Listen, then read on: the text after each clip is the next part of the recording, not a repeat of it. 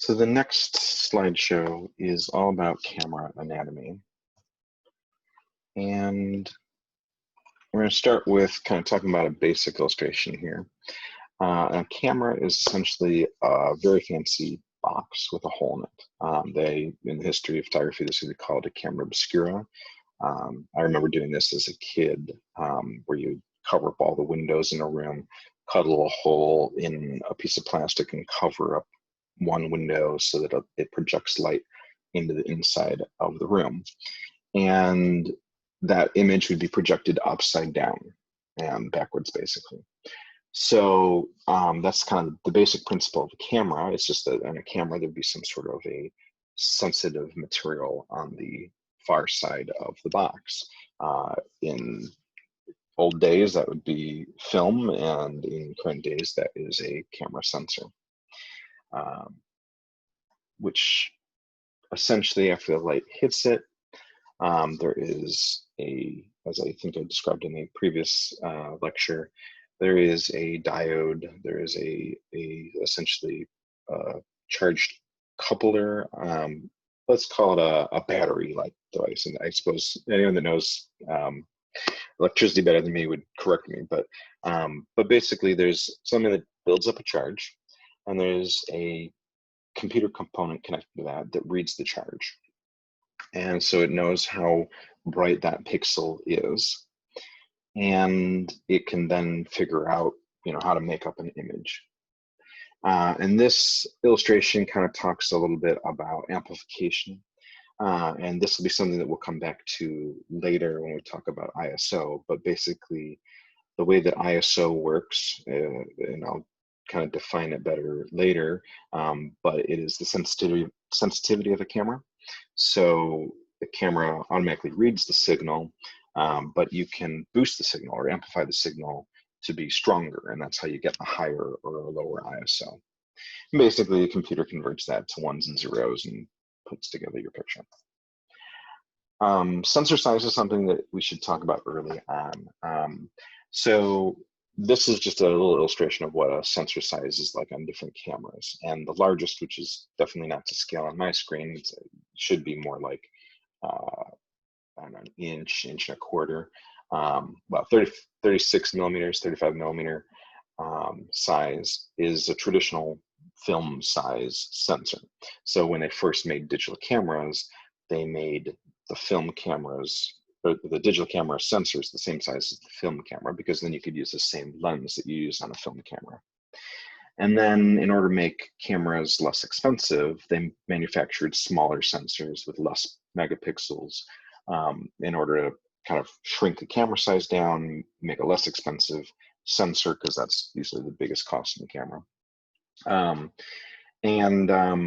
So the standard now, at least for most entry cameras, are more what this diagram says is a Canon CMOS sensor, which I believe is like 2/3 the size of a normal sensor, basically. And later in this slideshow, in a couple of slides, I'll show you a visual of why that is significant when you put on the same lens on that other camera.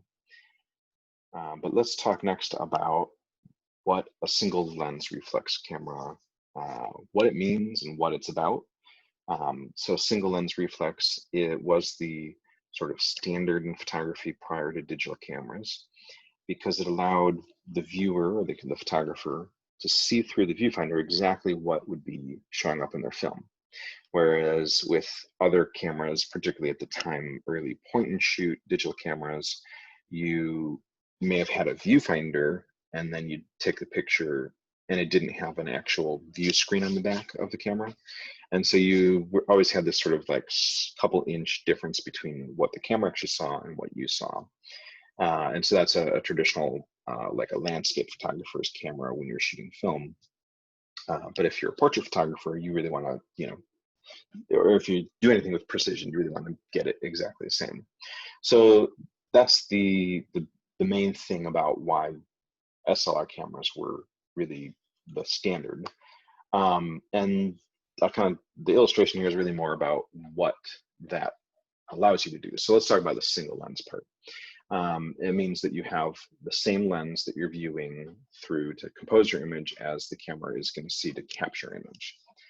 The great thing about that is also that you're going to have interchangeable lenses, usually on an SLR camera.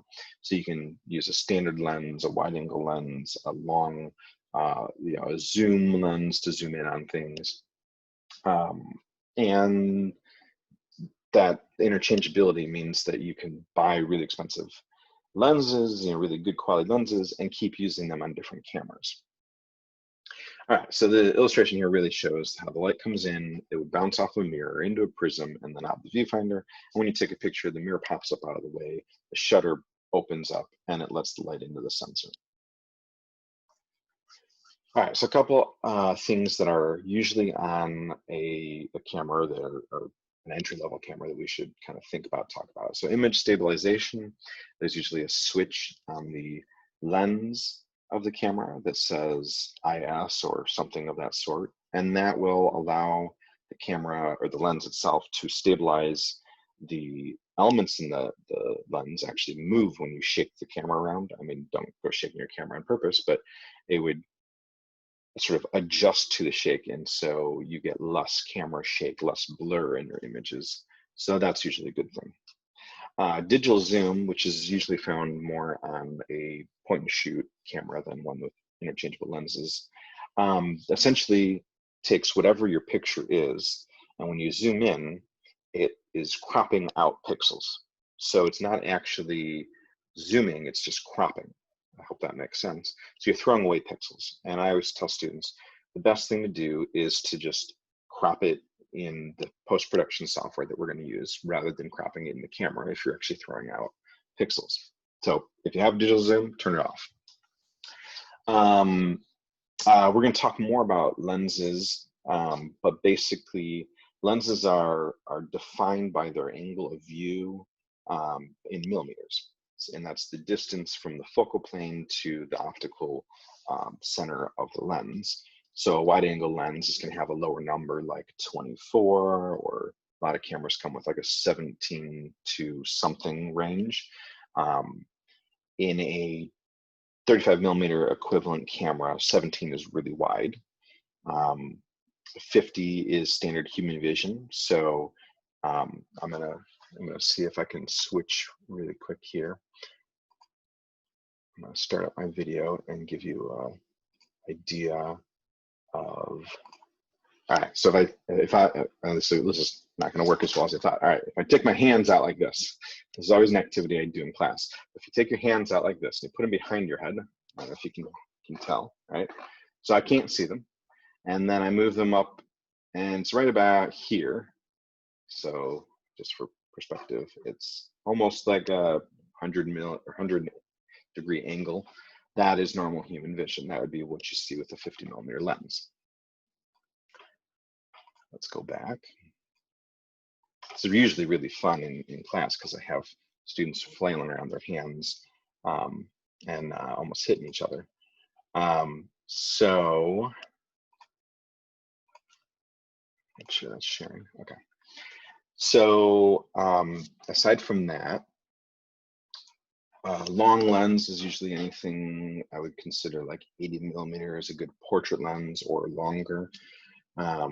Lenses, there's like my cousin used to photograph for the Daily Herald, the Bears football games, and she would have this like 200-pound lens on a tripod. It was like the size of bigger than your head.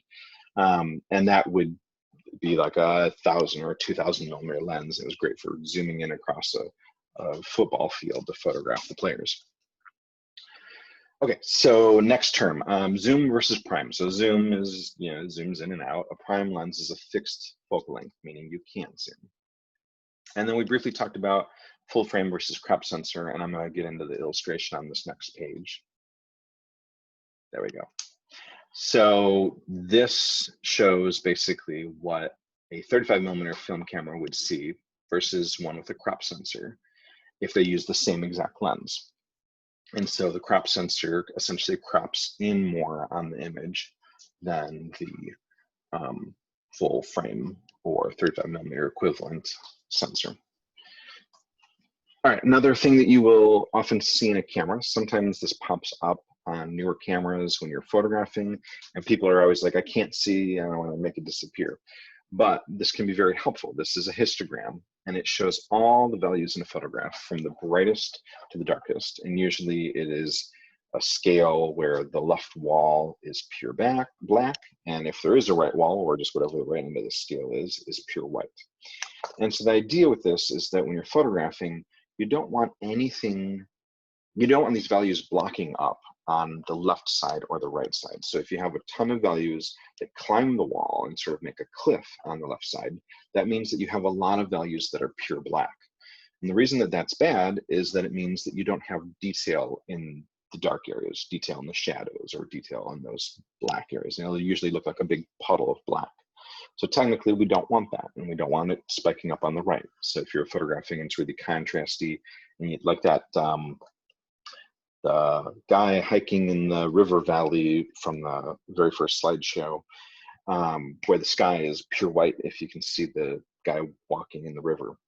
And so you don't want that as well. So you want your values to be, it doesn't really kind of matter where they spike up in the rest of the histogram, as long as they're not spiking on the left or the right.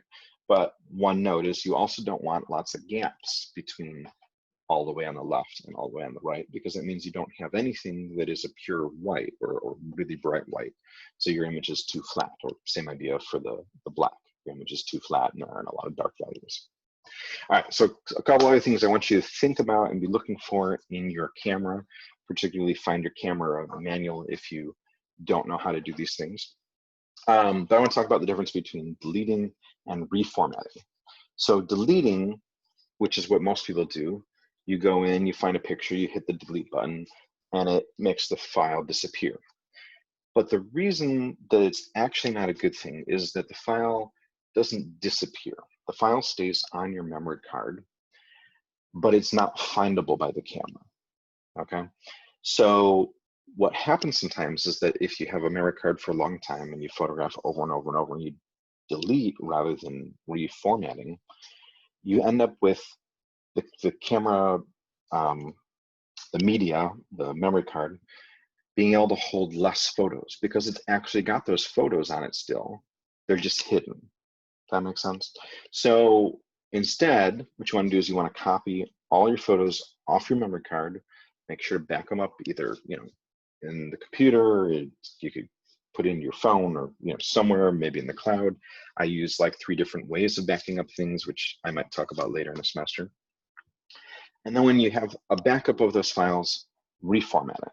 So each camera is going to be a little bit different. You're going to have to use the camera manual probably to check it. But I'll be making a video of some of these basic things. So if you have a Canon, which is what the school typically has around for students, like if we're in a normal class, then you'd know how to do that. But if you have a Nikon, a Sony, a Panasonic, I mean, there's tons of different brands out there. You want to make sure you do it right on your camera. So I always say, get the camera manual, do a quick skim, keep it in your bag with your camera. So note, sort of related to that, is that if you were to accidentally lose photos, I've had this happen countless times. I'm photographing with a memory card, swapping them out. Sometimes I open up the door to the camera, I take the card out before it's done actually writing photos to it. Or sometimes there are other corruption problems. Just sometimes there's some, you know, bad manufacturer. Don't always buy the cheapest memory cards would be my suggestion. But you end up with a card corrupted. It either can't find the photos, it can find some, not others, or it can't find anything, or it can't even be reformatted sometimes, which is when I tend to throw them out. You can use file recovery software. I used to have a software on my computer that would work, but I ended up getting a different computer. So it's gone, but there's file recovery software out there. So if you ever have any problems, don't panic.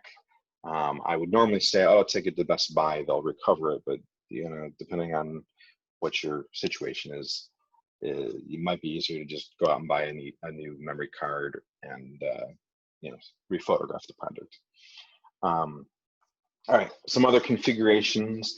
It's always really helpful to set your date and time. Again, read the camera manual. The reason I really say to do this is because the software that we're going to use, called Lightroom, will sort things by date and time. And so if you have your camera set to like January 1st, 2000, but you know what day you went out and photographed and you want to find a certain photo, it's easier to find if you have the date set to today, whatever the actual day is, because then we can sort and find things really quick and easy in the software. All right, separate from that, file size and compression are main things that you want to make sure are set. Like these are must-dos. So, pardon the noise in the background here. My dog is getting up and moving around. I think she'll be quiet now. So this is what a Canon camera manual menu will look like. So note that there's like 3 different sizes of large, medium, and small size JPEGs on the left. It doesn't say it, but these menus are for JPEGs. And there's one that's like a smooth hill versus steps. And so that is a low compression, which means a larger file size for the hill, versus more compression, which reduces your quality slightly for the steps.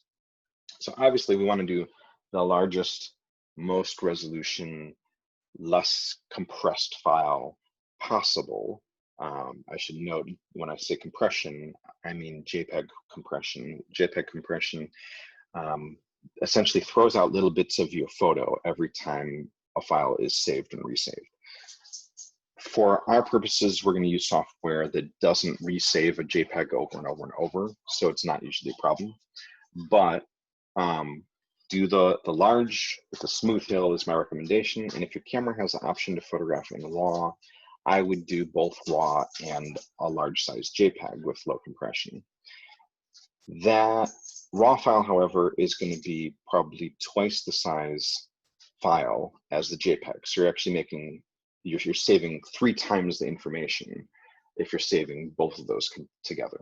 So depending on how large your file size is, you may want to do that, you may not. My sort of analogy for anyone that knows photography, the difference between RAW and JPEG would be like taking a film negative to Walgreens to have it printed, which would be your JPEG, versus a RAW file is like you going into the darkroom and actually manipulating, like printing through the negative. So it gives you a lot more information, a lot more capability to manipulate it. I'm not going to say a JPEG is deficient in any way, but a RAW file is more robust. Okay, just like two more slides here and then I'll get through. Other image settings in the camera. So this is what a Canon, of course, looks like again. And there are 4 different adjustments for sharpness, contrast, saturation, and color tone. And there are actually presets that you can change in there. And this will apply different things like more, less contrast, sharpness, saturation, color to your JPEG files. It doesn't actually apply them to your RAW files. So anyone that's ever photographing a RAW file might look really amazing and high contrast and colorful in the back of the camera. And you get it up into the software program and it looks really flat and not nearly as good as it does in the back of the camera. And this is why, is that it only applies these settings to JPEG files. And this is going to be available on any type of camera manufacturer. I wouldn't go messing with them a lot, especially if you're only photographing JPEG, because we want to do the manipulation, the adjustments like these really in post-production. All right, other features. So almost every camera comes with a default of having some sort of a click or beep that goes off when you take a picture. It used to be back in the day when you had film, you'd actually feel or hear the click of a shutter opening and closing.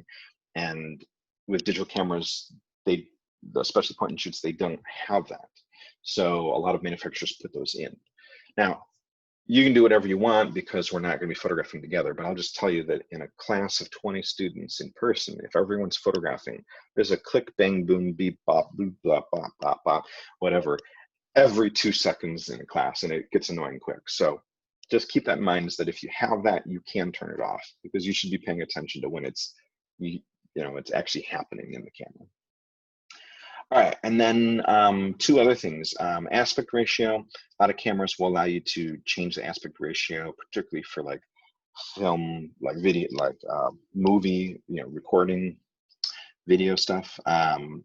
Sometimes it's like a square or a 3:4 or a 2:3 or a 5:7 or 16:9. And what you want to do is you want to make sure that you have it set in whatever the native is for that, meaning that it's going to use the whole sensor. You don't want to be taking pictures that are not using the whole sensor. That would be kind of a waste. All right, and then finally, sleep mode. So a lot of cameras will have a 1 minute or a 5-minute delay until the camera goes to sleep.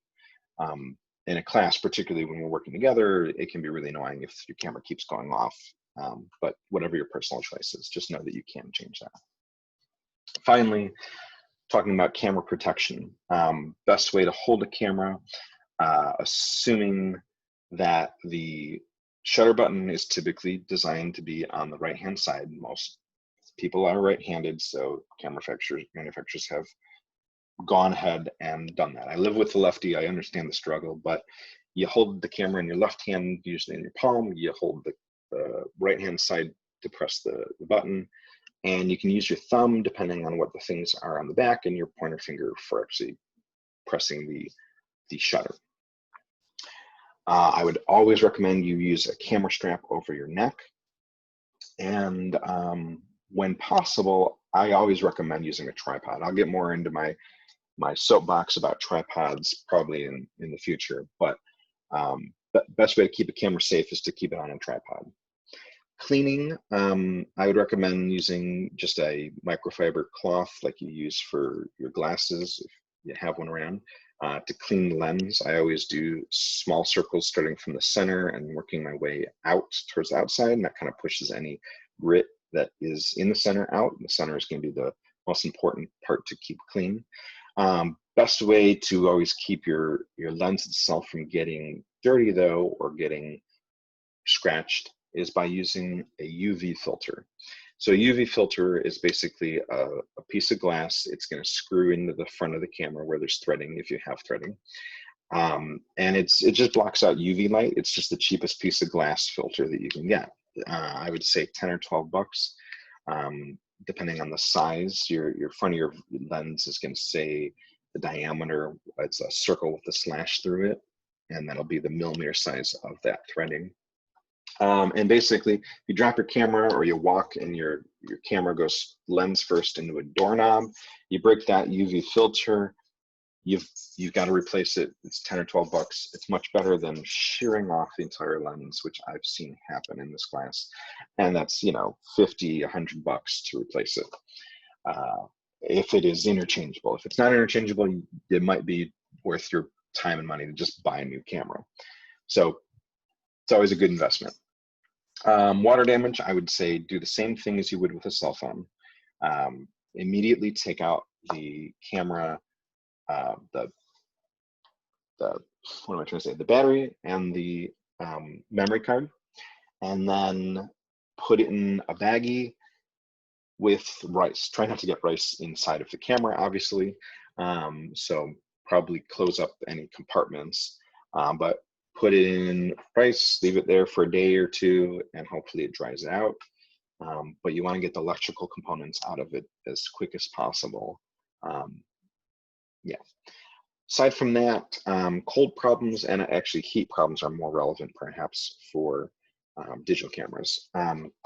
So in the cold, with older film cameras, you would end up with problems where mechanical parts don't really want to move as well as others.